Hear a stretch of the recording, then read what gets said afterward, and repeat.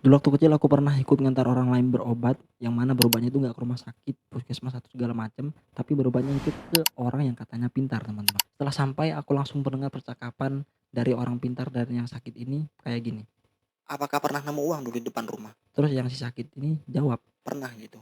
aku lupa percakapan setelahnya kayak gimana, cuman pada intinya si orang pintar ini seakan-akan menyalahkan si orang sakit ini kenapa uangnya diambil dan kenapa uangnya dipakai dan juga mau menyalahkan orang-orang di sekitarnya, kerabatnya, tetangganya dan keluarga-keluarga yang lain. Mungkin mereka yang menyebabkan dia punya penyakit seperti ini. Pada saat itu aku punya pertanyaan besar, kenapa bisa seperti ini? Apakah benar uang yang kita temuin atau ketika kita menemukan uang bisa beresiko sampai seperti itu?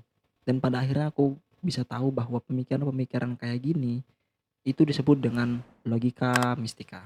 Dan di video ini kita bakal bahas apa itu logika mistika, bagaimana logika mistika ini berkembang di masyarakat, dan bagaimana cara mengatasinya untuk khususnya untuk diri kita sendiri dan orang-orang di sekitar kita supaya terhindar dari pemikiran-pemikiran yang seperti itu.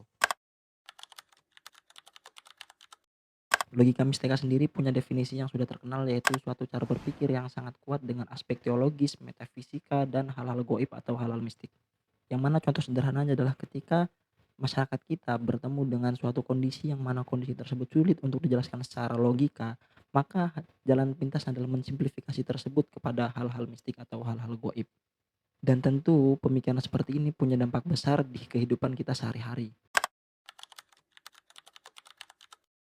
Dampak dari logika mistika yang berkembang di masyarakat ini banyak banget, teman-teman.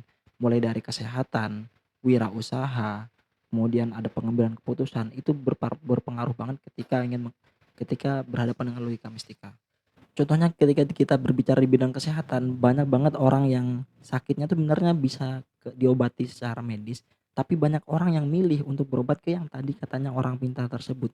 Yang ada bukannya malah sembuh, yang ada mungkin tambah parah atau mungkin ada beberapa yang sembuh itu karena faktor sugesti atau memang karena penyakitnya nggak separah itu gitu. Atau juga ada di aspek lain seperti, ketika kita ingin berwirausaha, beberapa orang daripada memilih untuk belajar ilmu marketing, ilmu sales dan lain sebagainya, mereka malah memilih untuk memelihara jimat sebagai penglaris mereka gitu. Dan pemikiran-pemikiran ini yang membuat masyarakat kita susah untuk belajar hal baru dan menerima hal baru dan susah untuk maju.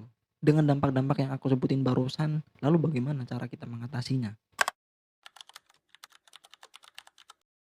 Mengatasi logika mistika yang sudah berkembang di masyarakat ini bukan hal yang mudah, tapi mungkin ada beberapa hal yang bisa kita lakuin.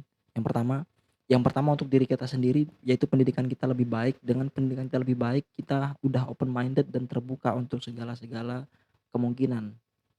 Mungkin kita bisa baca jurnal, mungkin kita bisa baca, eee, artikel ilmiah untuk mendapat informasi-informasi terbaru terkait kenapa hal itu bisa terjadi.